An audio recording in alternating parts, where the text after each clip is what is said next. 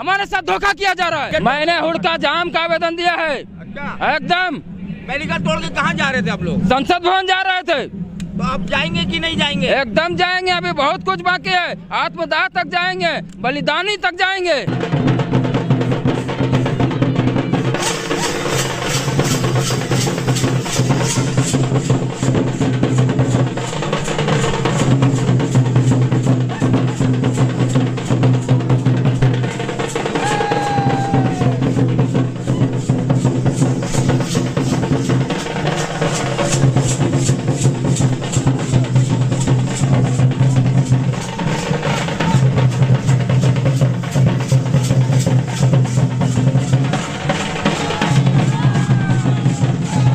75 साल से अगर आपको अधिकारों से वंचित किया जाएगा तो आप भूखे प्यासे तड़पते मर जाएंगे। वही स्थिति हमारी है कि आज 75 साल से हमारे अधिकारों से वंचित किया, हमारे पहचाना मालिकाना हक से वंचित, जल जंगल जमीन जंगल लूट लिया हमारा, और आज हम प्रताड़ित हैं। कहाँ हिंसा के हैं? आप बैरिकेड तोड़ रहे हैं। ये लोग मजबूर किया है सरकार ने। मैंने पहले ही आवेदन दिया था।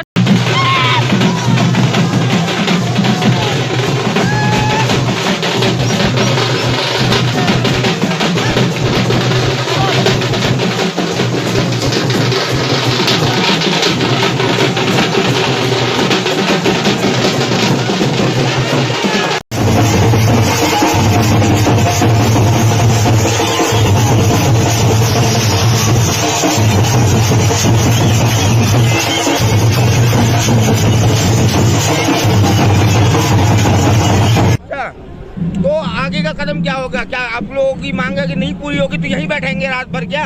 आज तो मैं बता दे रहा हूँ, हमारा आज 72 साल में अधिकार छीनकर हमारे मुद्दे को कब्र में दफना दिया था। हमारे जैसे नौजवानों ने जब पढ़ना लिखना शुरू किया, लाइब्रेरी में पढ़ना पलटना शुरू किया, तब मुझे अपनी पहचान का पता चला कि मैं आई एम आदिम जनजाति प्रिमिटिव ट्राइब्स हूँ। अपना हक अधिकार पाने के लिए यहाँ तक आया हूँ। और सुन लीजिए, भारत का 40% खनिज संपदा, आप जब भी जनरल नॉलेज पढ़ेंगे, भारत का 40% खनिज संपदा झारखंड में है। और झारखंड की सबसे बड़ी आबादी कुर्मी महतो की है, कुर्मी आदिवासियों की है।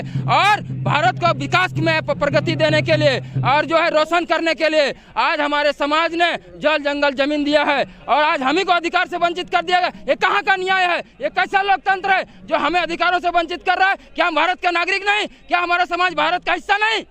लेकिन आप तो ओबीसी में आते हैं ना। ओबीसी में कैसे?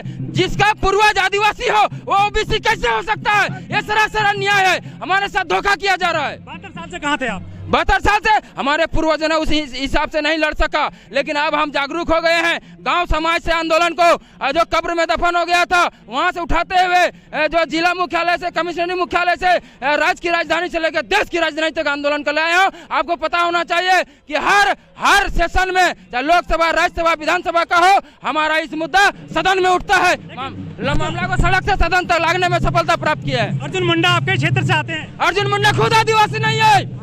अर्जुन मुंडा खुद तमड़िया है। अगर उसका सर्टिफिकेट का जांच हो जाए, आज उसको सांसद से इस्तीफा देना पड़ेगा, मंत्री पद चला जाएगा। ओबीसी से क्या दिक्कत है आपको? ओबीसी से? ओबीसी नहीं, आदिवासी का मतलब मालिक होता है, और ओबीसी का मतलब मालिक नहीं होता है। आपको क्या दिक्कत है? ओबीसी में तो है आप। ओबीसी मतलब आरक्षण का लड़ाई नहीं, ओबीसी आर्थिक आधार पर तय होता है, और ये आदिवासी आज आर्थिक आधार पर तय नहीं होता है। लेकिन आदिवासी तो माओवादी और नक्सली हो जाते हैं ना। गलत बात है। जो ऐसा बोलता है वो तौहीन कर रहा है, समाज का, देश का, आदिवासियों का तौहीन कर रहा है, अपमान कर रहा है। एकदम अपमान हो रहा है। लेकिन आप तो आरक्षण की वजह से मांग कर रहे हैं, एसटी में हो जाए। आरक्षण की नहीं है। आपकी मातृभाषा क्या है? जिस तरह आदिवासियों की अपनी मातृभाषा होती है, संथाल की संथाली, उसी तरह हमारा है कुर्मी का कुड़माली।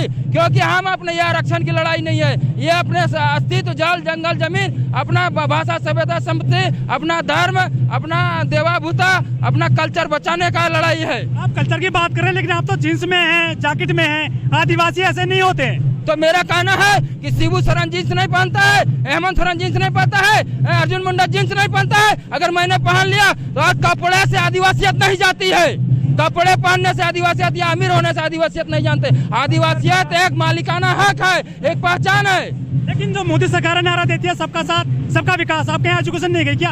अगर मोदी सरकार का इस नारा में सच्चाई रहता, ईमानदारी रहता और न्याय का व्यवस्था रहता, ये सामाजिक अन्याय का नारा है। अगर ये नारा सामाजिक न्याय का होता तो आज हमको गांव से चलकर 2000 किलोमीटर से देश की राजधानी दिल्ली आने का जरूरत नहीं पड़ता। जो झारखंड है वहाँ पे खनिज बहुत सारे हैं, वहाँ बहुत बड़ी बड़ी कंपनियां भी हैं, आपको तो रोजगार मिलना चाहिए वहाँ पे।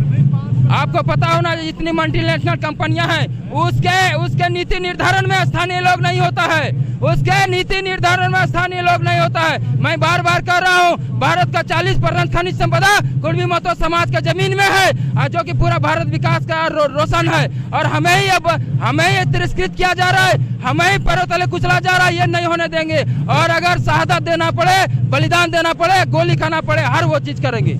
लेकिन जो आदिवासी हैं राष्ट्रपति, फिर भी आप यहाँ पे आ गए हो। आप आदिवासी को आदिवासियत के राष्ट्रपति पद को आदिवासियत के नजर से मत देखिए।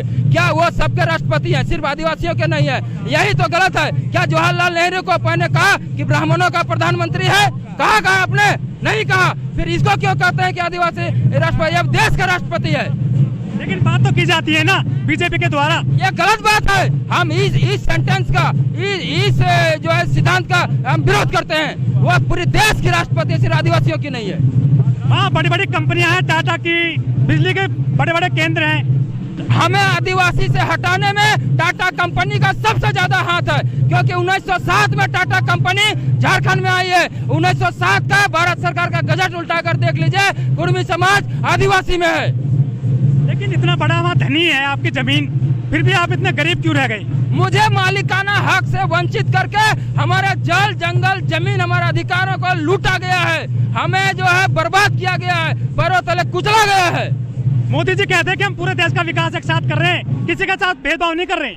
मोदी जी भाजपा से आते हैं और भाजपा मोदी जी के ही नेतृत्व में 2014 में झारखंड का विधानसभा चुनाव लड़ा गया था और उन्होंने क्या घोषणा पत्र पृष्ठ संख्या 32.4 में देख लीजिए, ये मुद्दा शामिल है। अर्जुन मुंडा जी जब मुख्यमंत्री थे वही भाजपा से थे। उन्होंने 2004 में कैबिनेट से पास करके केंद्र सरकार को भेजा था कि कुर्मी को आदिवासी में शामिल किया जाए। जब रघुवर दास मुख्यमंत्री बने, उससे पहले प्रदेश अध्यक्ष थे, उन्होंने भी लिख कर दिया है। उससे पहले लक्ष्मण गिला प्रदेश अध्यक्ष थे, उन्होंने भी लिख कर दिया है। जितने भी सांसद विधायक भाजपा के हैं वो सब लिख दिए। और मैं स्पष्ट कर देना चाहता हूँ, अगर कुर्मी समाज आदिवासी में शामिल नहीं हुआ तो उड़ीसा, बंगाल और झारखंड से भाजपा साफ हो जाएगी और अर्जुन मुंडा के कारण भाजपा साफ होगी। लेकिन लोग कहते हैं कि जितनी सीट की संख्या भारी उतनी उसकी हिस्सेदारी।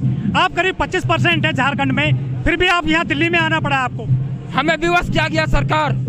आज मेरा आबादी को आज जो आदिवासी का रिजर्व सीट वहाँ पर लागू किया गया है वो 1932 के जनसंख्या जो के आधार पर लागू किया है, उसमें मेरा भी जनसंख्या मेंशन है। आज के तारीख में अगर जनसंख्या गिनती हो जाएगा तो पूरा झारखंड आदिवासी विहीन हो जाएगा। लेकिन देश में तो हिंदुत्व की बात हो रही है, राम मंदिर की बात हो रही है आजकल।